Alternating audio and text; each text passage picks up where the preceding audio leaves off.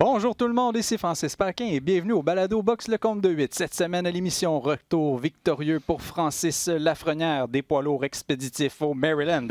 Herring cause la surprise et Joshua aux États-Unis pour la première fois. Et c'est avec plaisir que j'accueille Adrien Meur et le poids lourd de l'information pugilistique au Québec, Laurent Poulain de Boxing Town, Québec. Je pensais que tu allais dire lourd léger. Messieurs, il y avait de l'action sur la scène québécoise la fin de semaine dernière. Un gala présenté par New Era Fighting and Promotion, le premier événement de l'histoire de cette nouvelle entreprise qui travaille en collaboration avec Groupe Yvon Michel. Et Laurent, tu as assisté à l'événement. Tu es une des 1 million de personnes qui ont assisté à peu près. Je dirais qu'on était peut-être 853. OK. À peu près. Une foule, somme toute, un peu décevante parce que l'événement a été déplacé du stade du Pont-Ford. J'imagine qu'ils avaient vendu les billets en fonction d'un stade plus petit, puis là, ça a paru peut-être un peu vide dans un plus grand stade.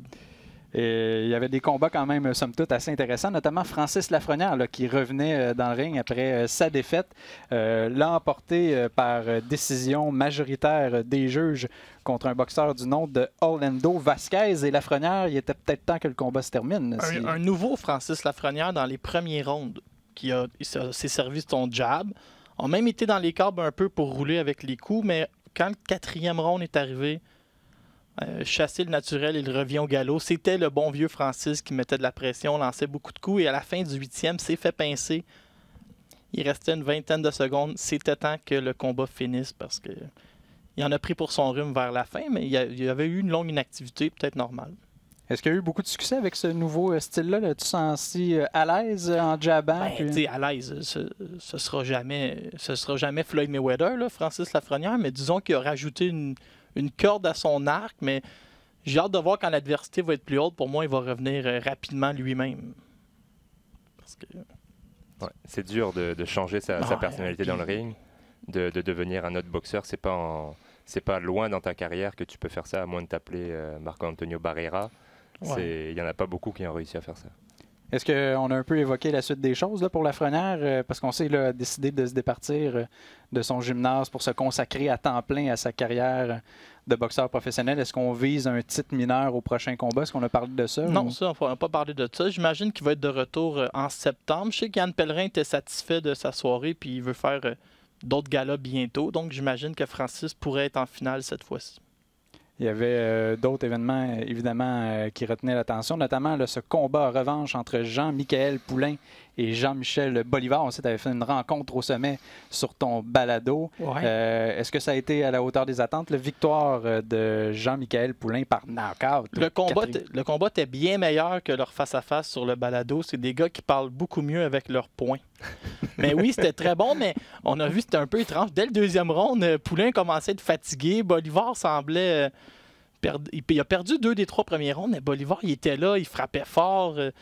Poulain, lui, avait beaucoup de succès avec sa main gauche. Puis là, au 4e round, c'est Jesse Ross Thompson dans le coin qui a analysé Bolivar. Puis là, il a dit à Poulain, une petite tendance, la garde est bien trop haute, les côtes sont ouvertes. Fais-nous un Lucian Boutet. On sait que Poulain est gaucher, là. Le coup au foie, fin des émissions, puis Bolivar se tortillait un peu, compte de 10. Après ça, les deux se sont réconciliés dans le vestiaire, ont pris une photo, donc tout est bien qui finit bien. Moi, d'ailleurs, Renan Saint-Just sur Facebook, on sait, il ne mange pas ses mots, il va toujours de commentaires assez éloquents et a été dans l'ensemble assez positif. Il a dit c'est tellement difficile d'être promoteur, d'organiser des soirées et tout, mais c'en est un peu, comme tu l'as mentionné, un peu un tournant en dérision, là, la forme physique des deux boxeurs, jugeant là, qui ne s'étaient pas préparés là, pour un combat. Mais à la défense de Jean-Michel, il est arrivé un petit quelque chose avec le contrat. Jusqu'à la dernière minute, il croyait signer un contrat de 165 livres qui est devenu un 162. C'est pour ça que Bolivar a complètement raté la pesée. A donné 20% de sa bourse. Donc, tu sais, c'est de la boxe. Hein? Il y a toujours des petits anicroches avec les contrats puis avant le combat. Est-ce qu'on a l'intention de poursuivre, comme tu mentionnais, peut-être un autre gala à l'automne? On s'attendait, parce qu'il n'y a pas eu nécessairement de grande couverture médiatique. Là.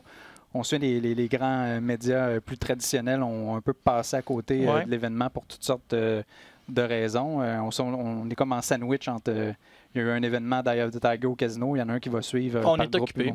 C'est ça, par Groupe Yvon Michel. Il y a Mbonga Kalunga là, qui a bulldozé Manuel Garcia qu'on a connu au Québec. Et en descendant du ring, là, Kalunga, il a foncé sur le matchmaker Vincent Morin puis il a dit « Je veux le gagnant de ta finale ».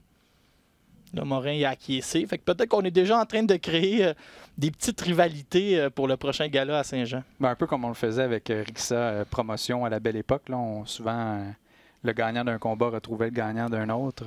Pour créer des petits mini-tournois. Ben oui, tout à fait.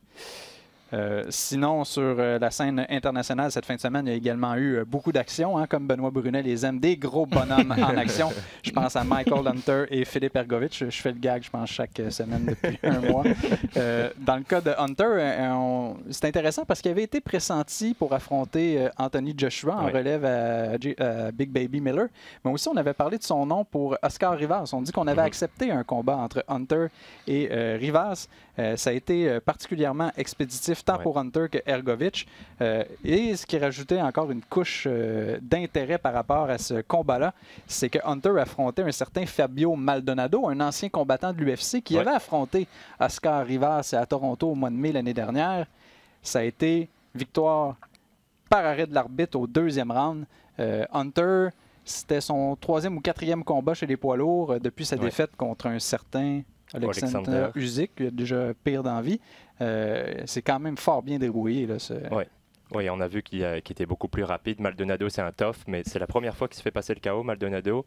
On sait qu'il était habitué à prendre des coups avec des gants de 4 onces. Mais là, c'est des gants de boxe et ça n'a pas fait de différence. Il est tombé et on voyait qu'Hunter était plus rapide, plus technique, un meilleur jeu de pied, était un bien meilleur boxeur. Ça a été expéditif, mais c'était impressionnant de la part d'Hunter. Par contre, j'ai des petites réserves pour lui parce qu'à 6 pieds 2, c'est un petit poids lourd. Il était chez les lourds légers avant quand il s'est battu contre Usyk et tout le début de sa carrière. Je ne pense pas qu'il sera capable de compenser cette différence de taille par rapport aux champions. S'il arrive à un combat de championnat contre les Wilder, contre les Joshua, contre les Fury, il sera beaucoup trop petit pour pouvoir les déranger. Mais écoute, c'est déjà une belle victoire pour lui, Maldonado. Et comme c'est le premier à lui passer le KO, il montre qu'il a une force de frappe, qu'il a transposé sa force de frappe chez les poids lourds. Belle performance de sa part. Et du côté d'Ergovic, on en parle depuis quelques temps. Le Croate, il est impressionnant. Et lui, par contre, il a la carrure pour pouvoir rivaliser avec les champions. Il mesure 6 pieds 6. Il est lourd. Avec Pedro Diaz dans son coin. Ouais. Il est lourd et moi, ce qui m'a impressionné dans ce combat-là, c'est contre Gregory Corbin, qui s'était incliné à son dernier combat contre Charles Martin, l'ancien champion du monde. Le prince. Oui, que Joshua avait battu. Et il l'a mis KO, deuxième round. Ça avait été une disqualification contre Martin, qui avait boxé de l'extérieur tranquillement. Là, Ergovic l'a démoli. Et ce qui a été impressionnant, c'est qu'il a mis sa droite en reculant. Ergovic est reculé, il a placé une droite courte, mais vraiment puissante, qui a assommé Corbin sur un seul coup, mais en reculant. C'est assez rare des gars qui arrivent à développer de la puissance en allant vers l'arrière. Ergovic, il est capable et on sait qu'il a aussi une bonne technique, il est très prometteur. C'est un gars qui a une belle carrière amateur, donc c'est un des poids lourds à suivre, un des poids lourds qui est le plus prometteur pour pouvoir déranger les champions actuels.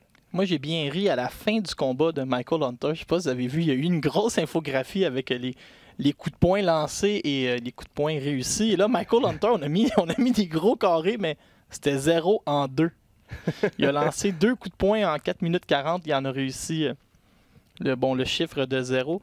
Mais Michael Hunter, moi, je l'aime bien. 6-2, 6-3, mais il est agile, fait bien ses choses. A été éliminé par Beterbiev aux Olympiques dans un combat nul. Que les juges ils mettent un petit plus à côté du nul. Puis là, faut qu'ils choisissent un des deux. Mais j'aime bien cette nouvelle vague de poids lourds, je pense. Je vais même dire quelque chose de... On a la plus grosse vague de nouveaux poids lourds peut-être de l'histoire. Ça va faire peur dans les prochaines années. Et surtout, ce qui est bien, c'est que c'est un style différent. Ils sont peut-être plus petits, mais ils sont très mobiles, très agiles par rapport à des plus gros gabarits. Mais sur le long terme, je pense que sur un 12 rounds, la différence de poids finit par peser sur ce genre de poids lourd. Mais avec leur vitesse, ils sont capables de les déranger en début de combat. C'est un peu ce qu'avait fait Povetkin contre Joshua. Beaucoup plus petit, mais on voyait qu'au début du combat, il a réussi à lui faire... je pense qu'il lui avait cassé le nez, ou en tout cas, il saignait du nez, Joshua. Beaucoup plus rapide, beaucoup plus vif, mais à la longue, la différence de poids pèse beaucoup trop lourd. Et on a vu aussi Corbin qui s'est plaint après l'arrêt de l'arbitre en disant « j'ai été frappé derrière la tête », mais à la reprise, on voit toute la finesse là, de la technique, comme tu l'évoquais, d'Ergovic, l'a vraiment frappé sur le côté. C'est un coup de poing vraiment parfait.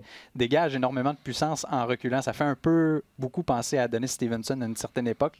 C'était incroyable la puissance qu'il était capable de dégager, même s'il n'y avait pas les pieds bien ancrés au sol.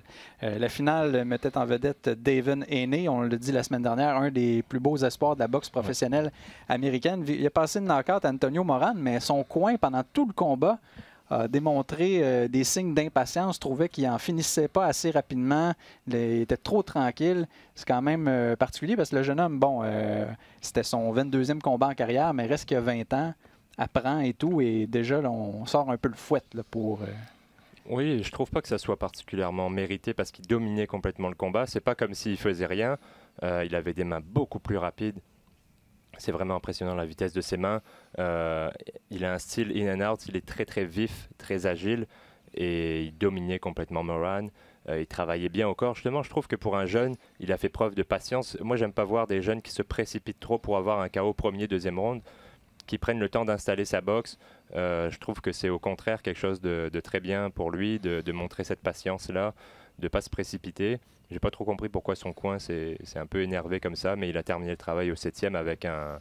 Bon, ce sera peut-être pas un candidat au KO de l'année à cause de l'opposition, parce que c'est pas un combat de championnat ou c'est pas un adversaire qui était à son niveau, mais c'est un KO très très spectaculaire. Si vous l'avez pas vu, allez le regarder, il est disponible sur Internet. Il a travaillé au corps pendant tout le combat. Là, il est allé placer un crochet droit au corps. Il a regardé en bas, il a feinté au corps et il a envoyé cette grosse droite par-dessus au visage, en plein entre l'oreille et la joue.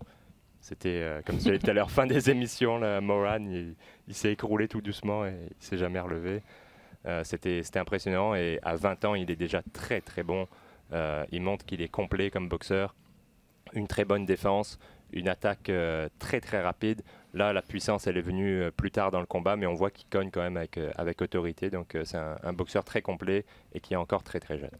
Moi, je suis impressionné par Devin Haney. C'est incroyable tout ce qu'il a fait dans sa vie, puis il a juste 20 ans. Ouais.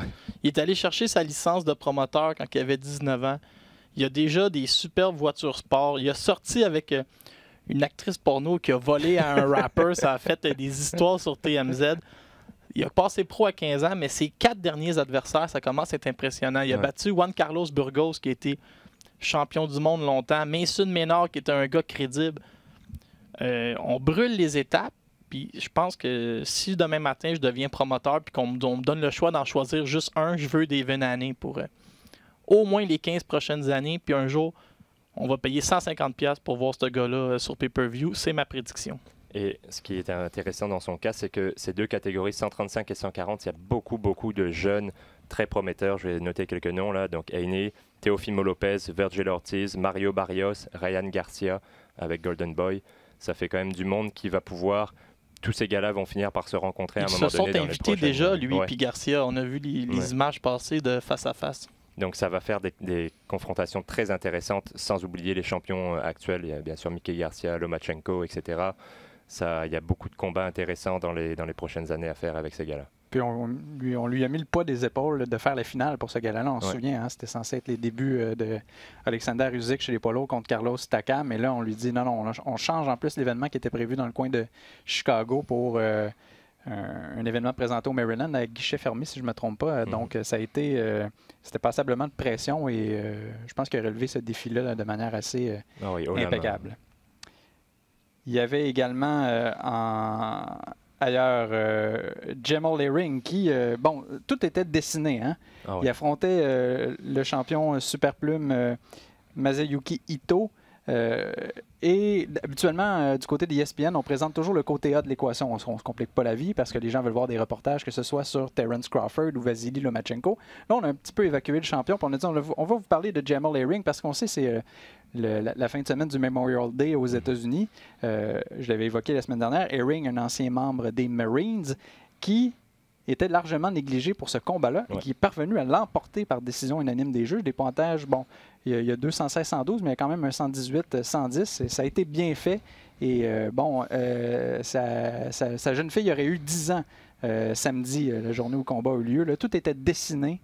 les astres étaient alignés là, pour que cette belle histoire-là se concrétise là, du début à la fin. Ouais, quelle histoire. Il y a un scripteur de Hollywood n'aurait pas fait mieux que ça. Régent Tremblay n'aurait pas fait mieux.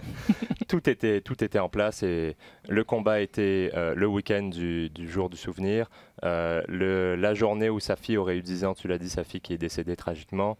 Un gars qui a vécu la guerre avec les Marines, il a fait deux tours, je ne sais plus si c'était en Irak ou Afghanistan. En tout cas, c'est toute une histoire, toute une vie qu'il a vécue. Et là, la première opportunité qu'il a eue, eh ben, il l'a saisie dès demain. Masayuki Ito, il avait été impressionnant quand il a remporté le titre, c'était contre Christopher Diaz l'an dernier. Cette fois, par contre, il a été un peu décevant, le japonais. Je l'ai trouvé très unidimensionnel. Un one-trick pony, un gars qui a une seule corde à son arc. Et ça a été facile pour Herring, facile entre guillemets, pour Herring de gérer cette pression-là parce que c'est un gars qui se déplace très bien, qui a des mains rapides. Il frappe pas très fort, mais il a réussi à tenir, à stopper à chaque fois l'avance du japonais avec un bon jab stiff, avec ses combinaisons de 2-3 coups. J'ai trouvé qu'il a très très bien boxé. Il a utilisé l'agressivité du japonais pour le contrer et il méritait la victoire. Et c'est surtout toute son histoire derrière qui fait que cette victoire-là est belle à voir.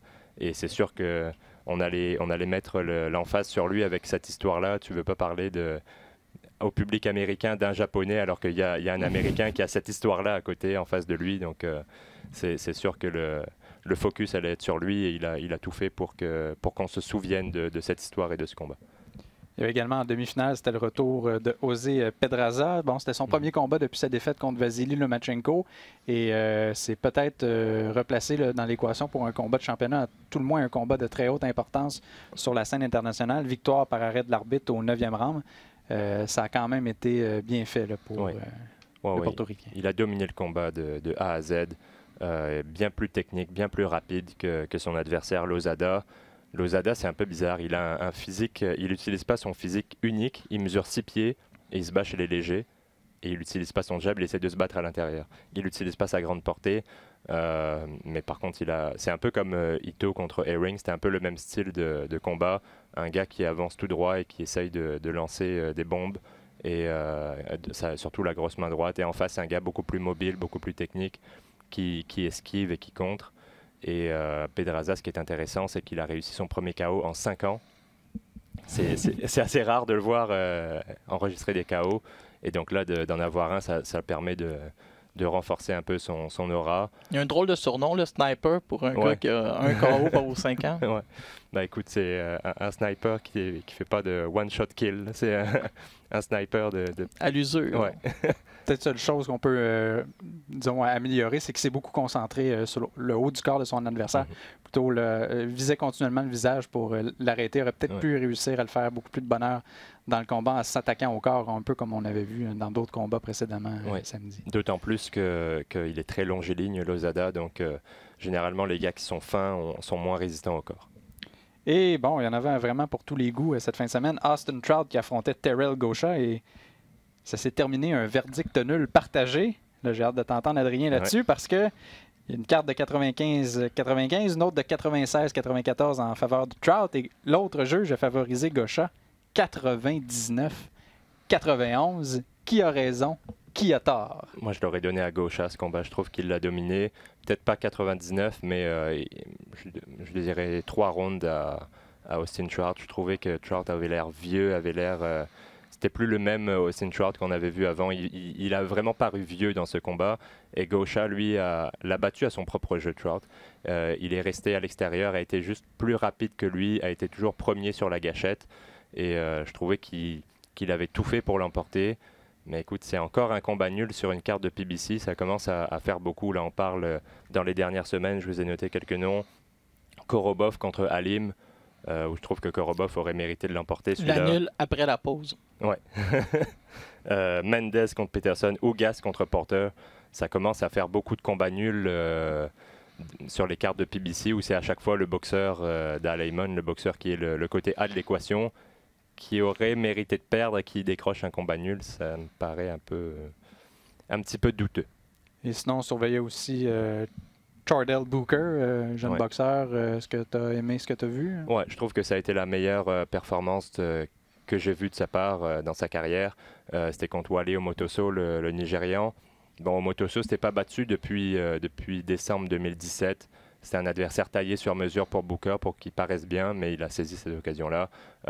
Omotoso, c'est un gars qui est un peu lent, qui a les pieds un peu ancrés dans le béton, alors que Booker était beaucoup plus mobile que lui, beaucoup plus rapide aussi. Donc c'était un peu le thème du week-end. Hein. C'était ce qu'on a vu avec Herring, ce qu'on a vu avec Pedraza. On l'a revu dans ce combat-là avec Booker. C'était un gars assez unidimensionnel face à un gars beaucoup plus complet que lui et qui se faisait outboxer. Le moment que l'on attendait tous, les débuts en sol américain d'Anthony Joshua, le champion unifié WBA, IBF et WBO des poids lourds. Ça se passe samedi au Madison Square Garden de New York. C'est son deuxième combat depuis qu'il a ramassé toutes les ceintures en battant un certain Joseph Parker. Toutes sauf celle de Wilder. Tout à fait. Ruiz a subi sa seule défaite en carrière contre Joseph Parker par décision majoritaire des juges, mais si on regarde son curriculum vitae, c'est les boxeurs qu'il a battus, c'est rien de comparable à ce que Joshua a fait. On pense notamment à un boxeur comme Vladimir Klitschko, pour ne nommer que celui-là. Peut-être le combat signature là, du Joshua. Est-ce que vous accordez les chances à Ruiz de l'emporter ou il a été invité à un dîner de con? Parce qu'on l'a mentionné au début du balado. Ruiz arrive un peu beaucoup en remplacement parce que Big Baby Miller devait affronter Joshua, mais il a échoué à combien de tests en antidopage? 3 et même un 4e, je pense. Après, ah oui, un autre. Terrible. On a perdu des tests d'urine en plus. Ouais. On dit d'un autre côté que Ruiz est un adversaire taillé sur mesure pour Joshua. Est-ce qu'il faut croire que l'aspirant américano-mexicain a des chances de l'emporter? Ouais, vas-y. Moi, je pense que Andy Ruiz n'a aucune chance de l'emporter, mais j'aime un peu sa nonchalance, j'aime sa confiance. Il est tellement négligé que pour lui, mais il peut pas vraiment mal paraître. Il va se pointer dans le ring, il va essayer. C'est un gars qu'il faut pas se méprendre. Là. Il a un physique un peu spécial, mais c'est un bon boxeur. Il a les mains vives, il se déplace bien. Contre Joseph Parker, il avait réussi. Non, Joseph Parker, c'est le seul qui est resté debout contre Joshua. Puis moi, je pense même qu'on va voir Andy Ruiz connaître ses moments dans le combat. Puis la pression doit être terrible sur le dos de Joshua. Parce que là, Wilder, il a éclaté complètement Dominic Breazeale. Là, lui, c'est ses débuts à New York. Va vouloir faire la même chose. La pression est sur lui. Joshua pourrait même peut-être crouler un peu sous la pression puis prendre quelques rondes avant de commencer à bien paraître. Moi, je pense qu'on va avoir un combat, mais en première moitié. Puis après ça, Joshua est trop en forme, trop fort. C'est le poids lourd parfait. 6 pieds 6, 250 livres de muscle contre Andy Ruiz qui est un peu bâti comme un baril. Là. Moi, je dis autour 7-8e, puis ça va encore mettre des doutes dans la tête des gens à propos de Joshua, puis ça va monter la valeur de Wilder en attendant le combat. Oui, et je suis d'accord avec toi. Il y a beaucoup de pression sur Joshua après ce KO de Wilder. Et ce qui est bien, c'est que Ruiz va donner un bon combat à Joshua. C'est pas le genre de gars qui va reculer, qui va chercher à survivre, un peu comme on a vu Rice contre Makhmoudov la semaine dernière. Ça va pas être ce genre de combat-là. Ruiz, il va y aller pour gagner. Il va être agressif dans le début du combat, à mon avis, un peu comme l'avait été Povetkin. Parce que sur le long terme, encore une fois, c'est la même chose, question de différence de taille et de poids. Je pense que sur le long terme, la différence va peser lourd dans la balance. Mais Ruiz, il commence bien ses combats, il est agressif dès le début, il a des mains rapides. Je pense qu'il va donner un bon combat à Joshua, je ne pense pas qu'il va l'emporter. Mais je pense que Ruiz va connaître ses meilleurs moments en début de combat. Et après, la machine de Joshua va partir, les coups vont peser lourd sur Ruiz et il va finir par l'emporter. Par KO, je ne sais pas, parce que Ruiz est quand même résistant. Mais ce gars-là, c'est l'incarnation de l'expression l'habit ne fait pas le moine, parce que tu le vois, on dirait que c'est le client du KFC d'à côté, mais non, c'est un boxeur professionnel et il est très bon. Et si le combat dure, en plus, les gens jugent beaucoup sur le physique. Donc les gens vont regarder Breazeale qui a tenu même pas un round contre Wilder. Et là, ils vont regarder Ruiz. Si Ruiz arrive à tenir 5, 6, 7 rounds, 8 rounds contre Joshua, les gens vont dire, regardez la différence entre les deux. Lui, c'est un petit gros et Joshua n'a pas été capable de le mettre KO. Mais Joshua a tout à perdre, alors que moi, je verrais Andy Ruiz battre Dominic Breazeale. Oui, moi aussi. Donc le meilleur adversaire des deux, c'est Andy Ruiz. Mais là, il y a beaucoup de pression sur le dos de Joshua, je vous le dis. En début de combat, on ne sera pas inquiet, mais on va se demander quel Joshua ils nous ont envoyé. Ouais. Je suis d'accord avec toi là-dessus. Et ces 2 semaines-là, ça va mieux faire paraître Wilder que Joshua, à mon avis, même si Joshua va l'emporter. Et écoute, si ça fait que mousser ce combat entre les deux, c'est ce qu'on veut voir, entre Joshua et Wilder.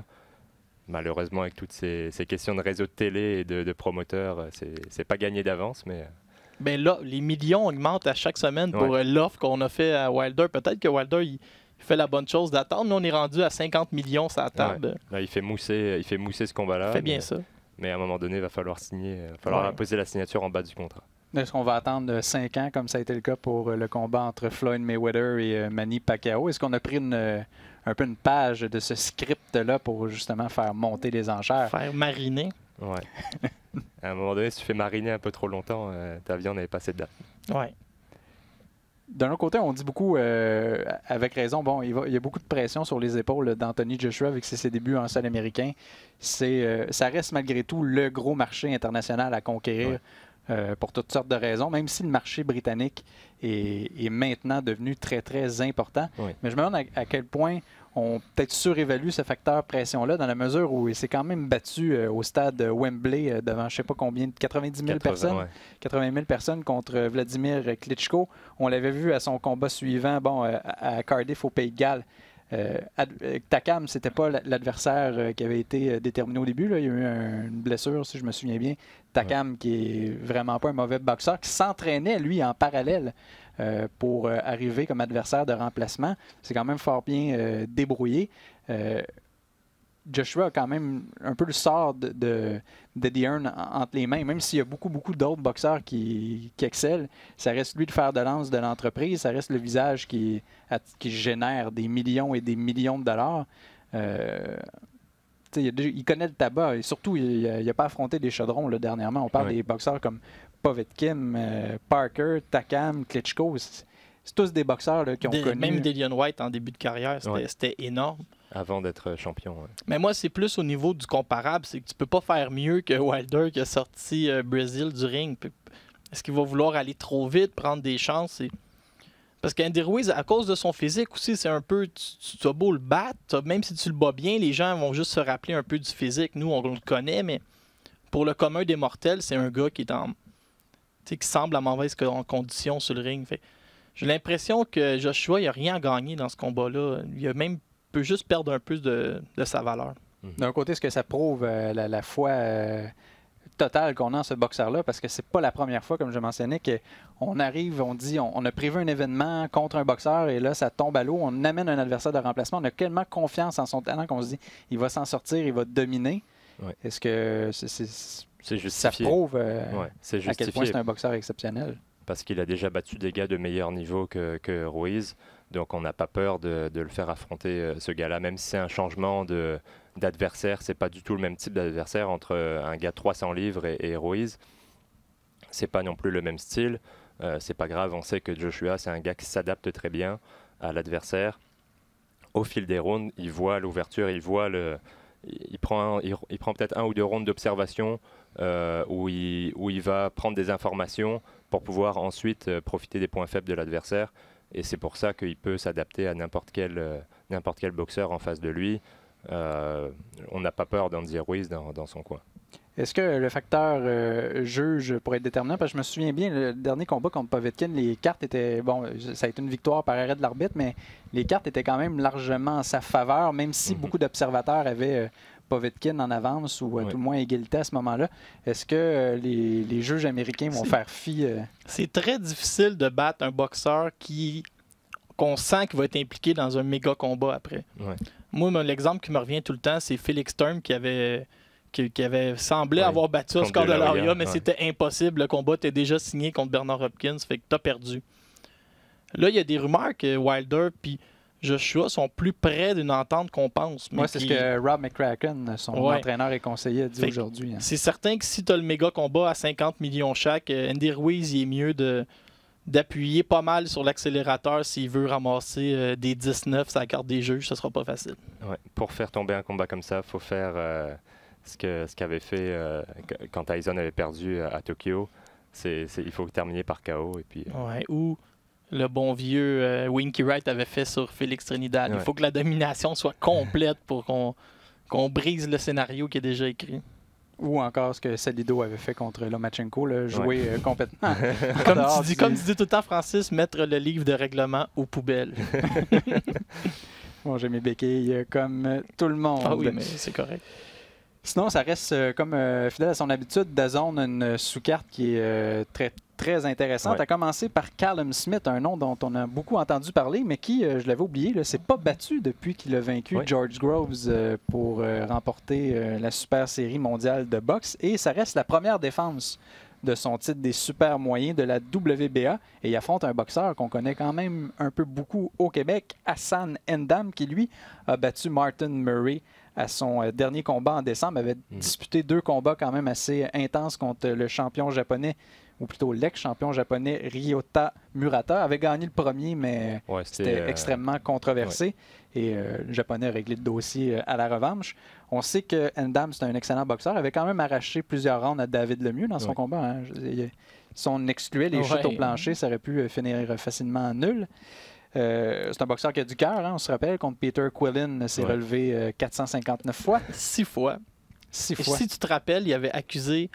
Non, son excuse, il disait qu'il s'était fait retirer des dents de sagesse à la dernière minute, puis il n'a pas voulu en parler, puis il disait qu'il ne fallait pas calculer ce combat-là dans sa carrière.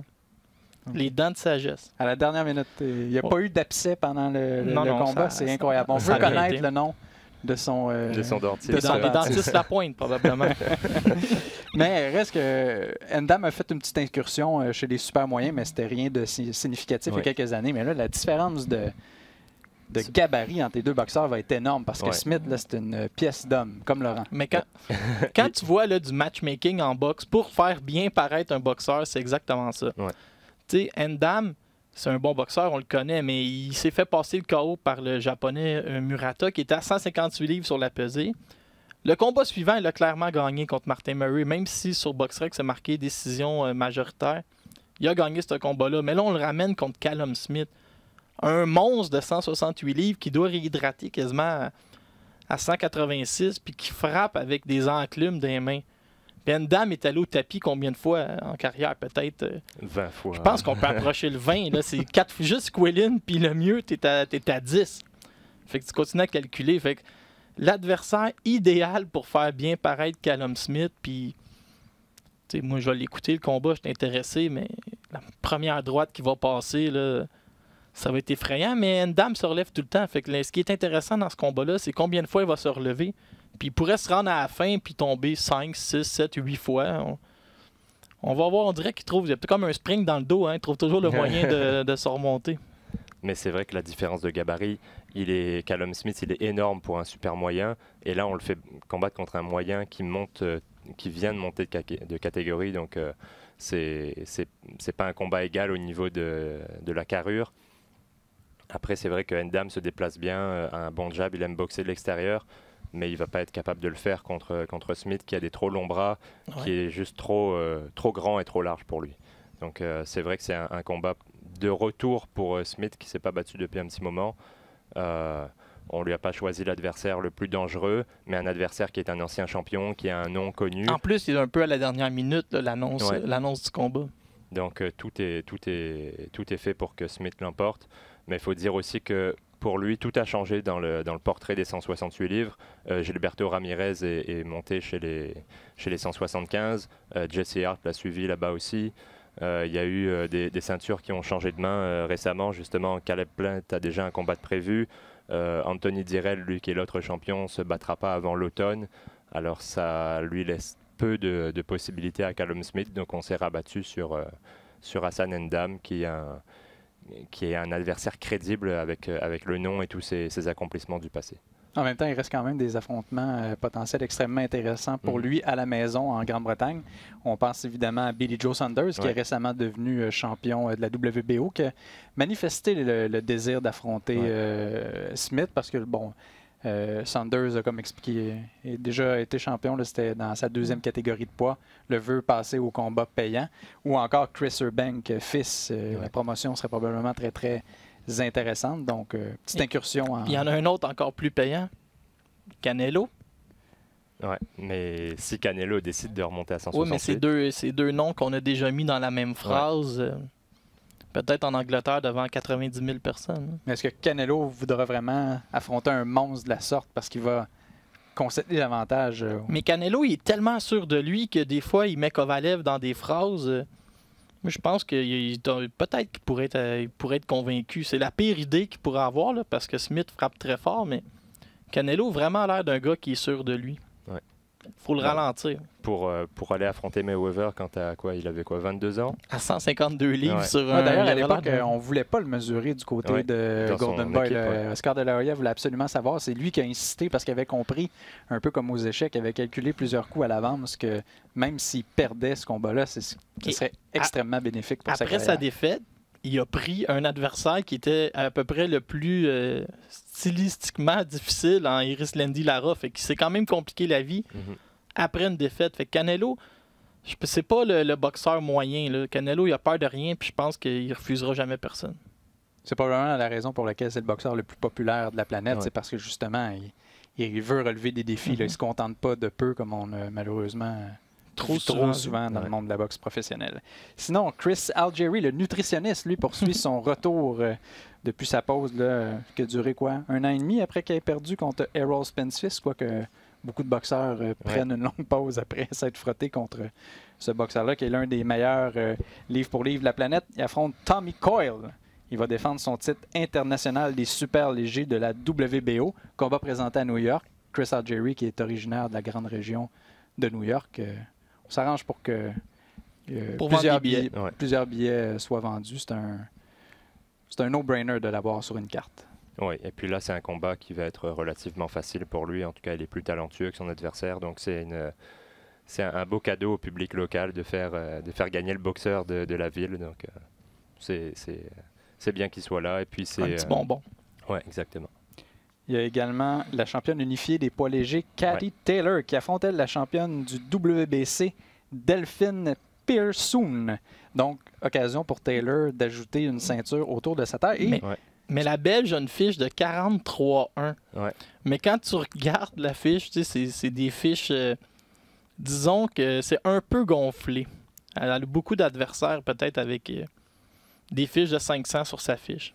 Ouais, ce qui est dommage chez les femmes, c'est que c'est dur de trouver des adversaires qui ont des fiches impressionnantes parce qu'il y a trop petits bassins. Donc forcément, quand tu fais beaucoup de combats comme elle a fait, ça va être son 45e celui-là, tu t'es forcément frotté à des filles un peu moins talentueuses. Mais c'est impressionnant de voir les trois premières filles livre pour livre au monde. Katie Taylor, Brackus, Clarissa Shields, qui ont unifié complètement leur division. Là, tu te demandes qu'est-ce qu'ils vont devenir parce que Taylor est à 130 livres, Shields est à 160, t'as Brackus à 147. Il y a quand même des gaps entre chaque fille. Ils ne peuvent pas s'affronter comme ça si facilement. Ouais. Puis ils ont même pas. Il y en a 2 là-dessus qui ont moins de 10 combats. Fait j'ai hâte de voir comment qu'on va faire pour garder de l'intérêt sur eux parce que là, ils détruisent tout sur leur passage. Et là, Taylor aussi comme une inspiration en boxe féminine parce que est-ce que c'est à son dernier combat où on vise bientôt des bourses d'$1 million là, par combat? Donc, c'est le lapin après qui on veut courir. Ah, puis j'avais une petite anecdote sur Taylor pour mon ami Adrien Meur. Elle était sur l'équipe nationale de soccer en Irlande avant d'abandonner tout ça pour se concentrer à la boxe. Eh ben, tu vois, une multisport, comme quoi le soccer, ça aide en boxe. Sergio Martinez, tu sais, était un ancien joueur de soccer. Quand tu vois des joueurs de foot qui arrivent sur le ring, ils ont un bon jeu de pied.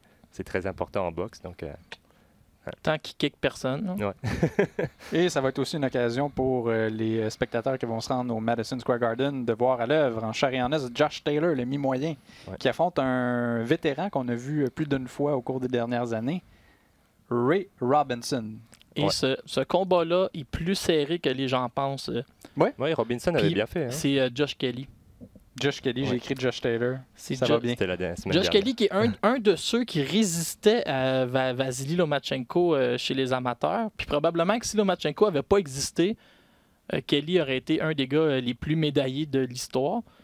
Mais contre Ray Robinson, il y a un bon client. C'est plus serré qu'on pense. Oui, Ray Robinson, il avait fait un très bon combat la dernière fois, c'était contre Kavaliauskas. Il avait fait un combat nul contre Kavaliauskas, qui était le côté A de l'équation, le gars qu'on voulait faire briller pour un combat contre Crawford après. Ça n'a pas été le cas pour Cavalioskas, notamment parce que Ray Robinson, lui, s'était très bien comporté. Il a des longs bras, il arrive à bien rester à l'extérieur. Ça ne va pas être une partie de plaisir pour Kelly, mais Kelly, à mon avis, est plus talentueux, frappe avec autorité, mais il a tendance à garder les mains un peu basses, à être un peu baveux. Ça pourrait lui jouer des tours contre un gars qui est capable de t'atteindre de très loin. Donc il va falloir qu'il reste sérieux. Et sur la même carte, il y a Joshua Buatsi, qui est un Milo. Oui, mais qui est très dangereux, là, qui est dans ceux qui un méga prospect, devrait affronter Marco Antonio Periban. Je pense que ça a été annoncé avant hier. Ça aussi, c'est un combat intéressant. Periban qui a fait. Oui, il est maintenant rendu, il affronte TBA sur BoxRec, mais peut-être que. On va voir. Peut-être c'est pas Periban du tout, mais j'ai lu Periban. Oui, non, c'est ce nom-là qui avait été évoqué. D'ailleurs, je me l'étais mis en note quand l'information avait été relayée, mais là, préparant les notes, j'ai réalisé qu'il affrontait ce boxeur qui est fameux sollicité. Là, c'est un événement qui est organisé par Eddie Hearn, Matchroom Boxing. Êtes-vous impressionné par ce que Hearn fait depuis qu'il a décidé de s'attaquer au marché américain et par le fait même d'être associé à DAZN? Je trouve que c'est c'est un joueur en plus qui permet de mettre en place des beaux combats. Le petit problème, selon moi, c'est que souvent, quand c'est un premier combat d'un boxeur sur DAZN, ils veulent mettre contre un adversaire comme Rocky Fielding. Ouais, voilà, exactement. Ça arrive un peu souvent. J'espère que ça ne va pas être une habitude, que ça va rester pour le premier combat et qu'après, on va avoir... c'est la même chose. Ouais. Contre Steve Rose. Donc, j'espère que ça ne va pas devenir un PBC par la suite où on va avoir des champions dans des combats inégaux et qu'on sait déjà qui va gagner d'avance. Mais que ça va rester qu'avec tout l'argent qu'ils ont, ils vont réussir à avoir tous les boxeurs intéressants de certaines catégories pour pouvoir faire vraiment les meilleurs contre les meilleurs. Mais je trouve que DAZN, là, ce que je remarque, c'est que tu n'as jamais comme une grande finale qui est d'exception, mais la sous-carte, c'est souvent les premiers combats en soirée sont souvent assez relevés. Fait que t'as pas le gros combat qui flash, mais t'as souvent, pour l'amateur de boxe comme nous, là, qui est un peu... on en écoute beaucoup, t'as souvent une carte qui est excellente sur toute la soirée. T'as plusieurs bons combats, t'accroches sur de solides prospects, mais t'as pas cette grande finale-là qui est accrocheuse, qui t'as le goût de faire laminer le poster puis de garder ça toute ta vie après. Ouais, parce que c'est un peu le cas cette fin de semaine. Là, on n'a pas vu encore le pacing du gala, sauf que, bon, on s'entend de Joshua à la finale, vraisemblablement Smith and Dam la demi-finale, mais un combat d'unification entre Taylor et Persoon, ça reste quand même intéressant. C'est le champion unifié qui c'est avant les quarts de finale. Donc, ça passe malheureusement sous silence, un peu comme on a vu il y a quelques semaines. L'adversaire qui devait affronter David Lemieux pour le titre à 168 livres. On l'a vu. John Ryder. On l'a vu au tout début de l'événement. Souvent, l'heure de l'Est est rendue 18h, qui n'est pas nécessairement une bonne heure quand tu veux commencer à regarder. Moi, je me lève à cette heure-là. Mais c'est basé sur le système britannique. Ils font beaucoup ça en Grande-Bretagne. C'est ça que j'aime bien. Leurs cartes sont bien équilibrées. Les match-ups, c'est pas un match-up pour faire forcément briller un boxeur. Souvent, les cartes aux États-Unis, tu vas avoir des prospects et tu sais qu'ils vont gagner leur combat. Tu sais qui va gagner les combats à l'avance, alors qu'en Grande-Bretagne, ils font des match-ups beaucoup plus équilibrés où tu arrives et c'est un combat intéressant parce que les deux gars sont plus ou moins du même niveau. Je trouve que c'est un peu ce qu'on voit avec, pas tout le temps, mais ce qu'on voit avec DAZN. Alors voilà, ça commence samedi à compter de 20h30 sur DAZN pour ce qu'on dit l'événement principal, mais les combats préliminaires, eux, commencent à compter de 17h30. Comme c'est toujours le cas quand il y a un événement qui attire l'attention, il y a une éclipse, un autre béquille que j'utilise. Peu de galas à se mettre sous la dent. Il y en a deux qui sont présentés à la télévision, mais je vais commencer par un combat qui est présenté à Macao, en Chine, qui met en vedette le Chinois Fan Long Meng. Et il affronte un adversaire du nom d'Adam DNS. Pourquoi on s'intéresse à ce combat-là? C'est parce que c'est un combat éliminatoire des Milo de l'IBF. Et qui est le champion? Arthur Beterbiev, donc le vainqueur du combat entre Fan Long Meng et Adam DNS va devenir aspirant obligatoire au Montréalais d'origine russe. Est-ce que c'est un combat qu'on va voir un jour? Francis, c'est effrayant ce que je vais te dire. Là. Mais tu sais, à la WBC, t'affrontes pas assez souvent ton aspirant obligatoire. On tolère des délais de 3, 4, 5 ans. Tu vois, Dillian Whyte, je pense qu'il était à son 3e ou 4e combat WBC éliminatoire. Et Eder Alvarez aussi, je Ouais, pense. lui, il a trouvé ça long aussi. Mais du côté de la IBF, on est trop rigoureux. On t'oblige tout le temps à affronter ton aspirant obligatoire. Puis là, ça va donner que la dernière chose que tu veux voir présentement, c'est Arthur Beterbiev contre Fan Long Meng, probablement. Là, mais ça risque d'arriver. Puis le pire, c'est qu'ils vont le forcer le combat, puis ils vont l'obliger parce que la IBF est rigoureuse. Et surtout que c'est un combat pour être aspirant obligatoire entre le 5e et le 7e aspirant. Numéro 5 et numéro 7, et tu deviens l'aspirant numéro 1. C'est un petit peu bizarre comme manière de fonctionner. C'est pas un combat qui est très intéressant pour les amateurs. Et je pense pas que ce soit un combat que Beterbiev veut. Lui, il veut une unification contre Kovalev. Le seul point positif, ça va peut-être forcer Beterbiev à aller chercher l'unification pour pouvoir repousser l'aspirant obligatoire. C'est la seule façon de repousser l'aspirant. Mais je pense que c'est de toute manière ce que veut déjà Beterbiev, se battre soit contre Kovalev, soit contre Gvozdyk. C'est les cons, parce que de toute façon, à son âge, il n'a plus trop de temps à perdre non plus. C'est le fruit est mûr pour lui, et je pense que c'est ce qu'il veut déjà. Et si en plus ça lui permet d'éviter un combat comme ça qui n'intéresse pas grand monde, ils vont leur donner au pire un 10 000 pour attendre. Ouais. Parce que d'un autre côté, Kovalev lui doit défendre son titre contre son aspirant obligatoire. Bon, selon toute vraisemblance, va l'emporter. Sauf qu'il peut toujours se blesser, il peut toujours avoir des problèmes. Ne sous-estime pas trop vite Anthony Yarde. Ouais. Ça se pourrait que Yarde... ouais, surtout que Kovalev a déjà été battu. Il peut le rentrer à l'intérieur puis le shaker. Surtout que Kovalev n'est plus le même qu'il y a quelques années. Mais bon, il sera quand même le favori dans ce combat-là, mais Yarde a la jeunesse de son côté. Donc, on se demande pourquoi l'IBF est aussi rigoureuse. C'est parce que c'est la seule des 4 organisations qui est basée aux États-Unis, et le président, jadis, a déjà été inculpé pour corruption. Donc il vendait les spots à l'encan. Tu sais, l'aspirant numéro 1, il appelait les promoteurs, il disait combien tu m'offres, il rappelait l'autre, puis là, celui qui payait le plus, mais il tombait premier, puis là, les autres 2, 3, 4. C'était une bonne idée, là, mais ça n'a pas tenu longtemps. Pas trop légal. Bonne idée, mais pas vraiment dans les règles.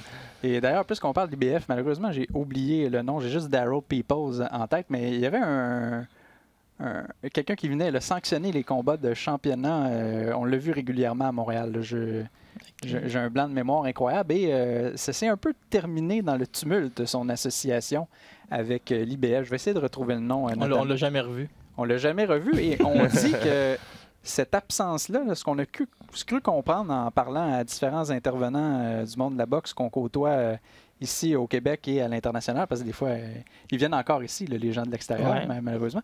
On nous dit que ça a causé un peu une problématique. C'est Lindsay Tucker.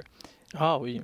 Qu'on a régulièrement vu, un homme très affable, très gentil, qui prenait le temps de répondre à nos questions, donc a quitté l'organisation un peu dans le tumulte. Et là, on dit que les promoteurs qui étaient proches de Lindsay Tucker subissent des répercussions. Leurs boxeurs ne sont pas classés ou classés. Ceux qui étaient proches de Tucker sont loin au classement. Ou absents du classement. Donc, c'est quand même triste, hein?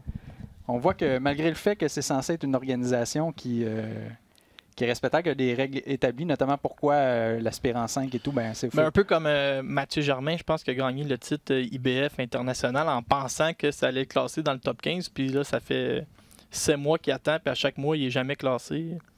Il y a des choses comme ça qui sont louches des fois. On dit paye la sanction, ça va te classer, puis t'attends. Et là, il faut s'attendre aussi à une... je ne sais pas si on en a déjà parlé les semaines précédentes, mais il faut s'attendre à une multiplication des titres en boxe professionnelle. Pire que présentement. Oui, pire. Probablement, on va avoir... Prépare-toi. Gold, on a déjà Gold, Silver, on va probablement avoir Bronze, Platinum, Éteint. On va descendre le tableau périodique. Mais la ceinture WBA Gold, qu'on ne sait pas encore, elle sert à quoi, là? Non, on cherche des informations sur Internet. Parce que Ulysse est quand même classé dans les autres. Oui, parce qu'en principe, quand on est champion d'une... WBC intérim aussi. C'est parce que les autres ne respectent même pas cette ceinture-là, donc ils ne la considèrent pas comme une ceinture de champion du monde.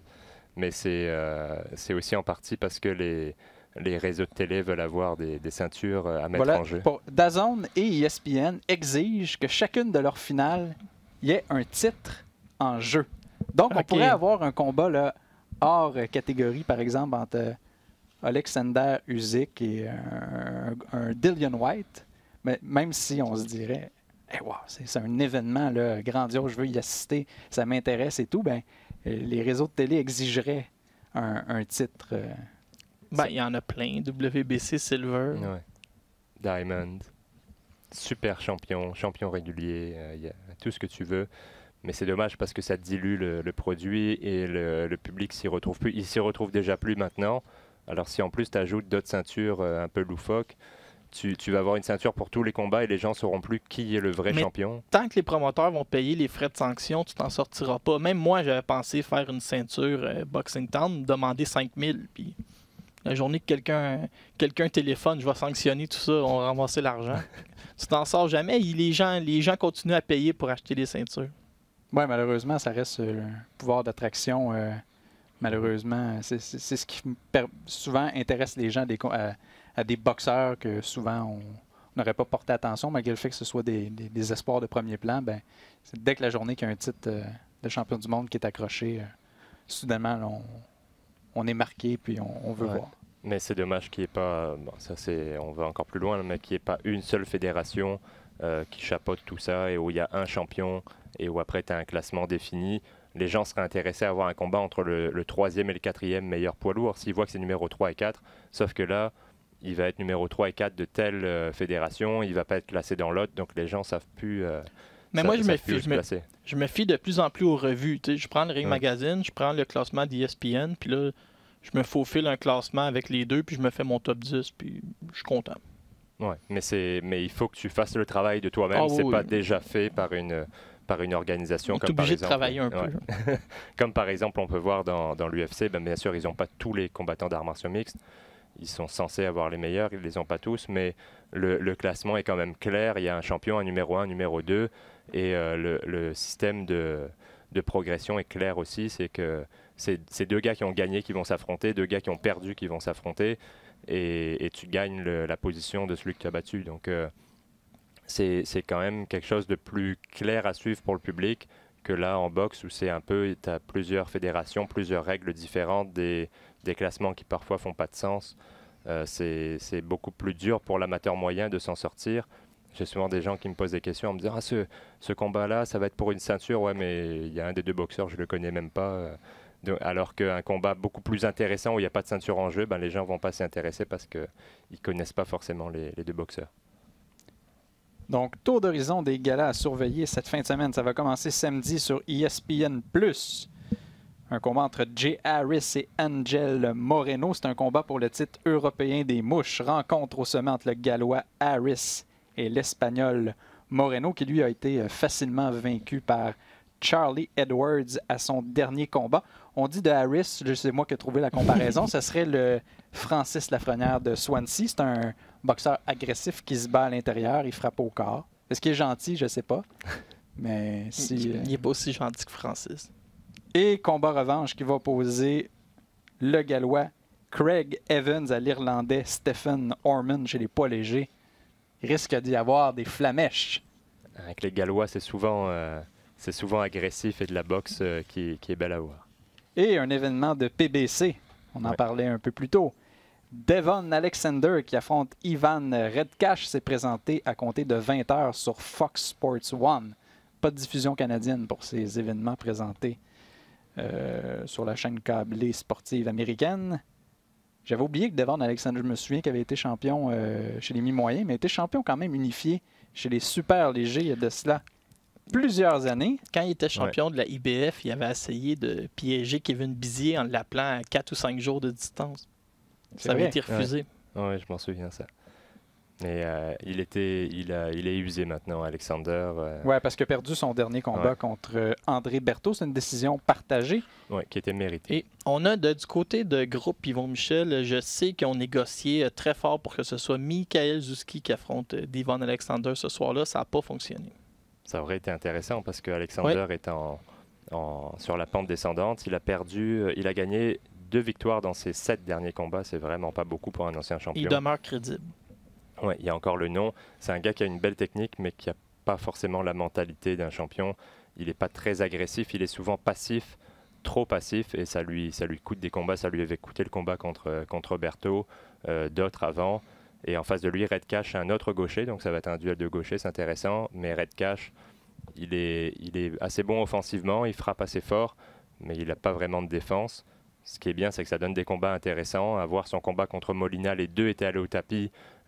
Molina au premier round, Redcash au deuxième, et après il s'était fait... Oui, parce qu'on regarde la liste des boxeurs contre qui il a perdu depuis le début de sa carrière, c'est quand même des noms connus. Tevin Farmer, Genis Mendez, Molina, comme tu l'as évoqué. Donc ça reste quand même un adversaire qui a un certain talent. Oui, mais quand il tombe contre un technicien gaucher, il a du mal. C'était le cas contre Farmer, donc à mon avis, parce que c'est un gars qui est très ouvert quand il frappe, il est agressif, mais il a pas de défense. Donc Alexander va être capable de choisir les coups à donner au bon moment. Je pense qu'Alexander va l'emporter, mais il faut qu'il soit actif, Alexander. Si on revoit le même Alexander que dans ses derniers combats où il est passif et il lance pas de coups, eh ben, forcément il ne gagnera pas. Et ça va sentir la retraite. Ouais. Sinon, Hugo Centeno fils qui affronte Willie Monroe fils. Centeno, le nom a été évoqué 1 milliard de fois, celui de David Lemieux, mais ça ne s'est jamais concrétisé. Il va être évoqué encore dans l'avenir. Quand même un combat intéressant parce qu'on a vu à l'œuvre ces boxeurs-là régulièrement au fil des années. Donc, probablement des... Oui, je suis déçu que tu me dises qu'on ne peut pas écouter ça. C'est un bon combat, Monroe Centeno. Ben, on peut, mais il faut bidouiller les internets pour y arriver. Et jamais on ferait ça. Ce qui n'est jamais souhaitable.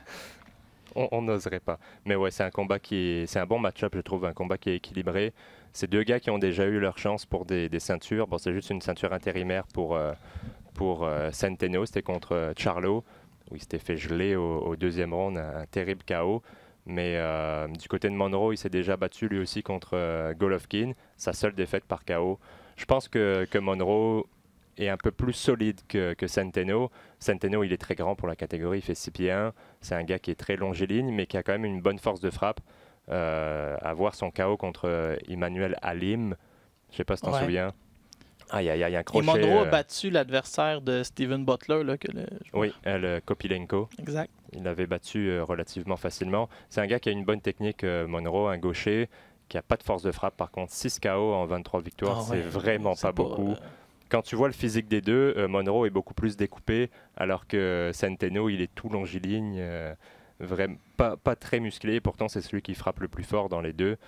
Il a un bon crochet gauche, mais je pense quand même que Monroe est plus mais un bon plus combat solide. de croisée de chemin, là, où le gagnant peut rêver à un titre, puis le perdant est complètement parti. Ouais, je pense que le gagnant de ce combat-là, ça va être un adversaire, peut-être pas le premier choix pour un des champions, mais ça va être un bon adversaire de compensation, on va dire.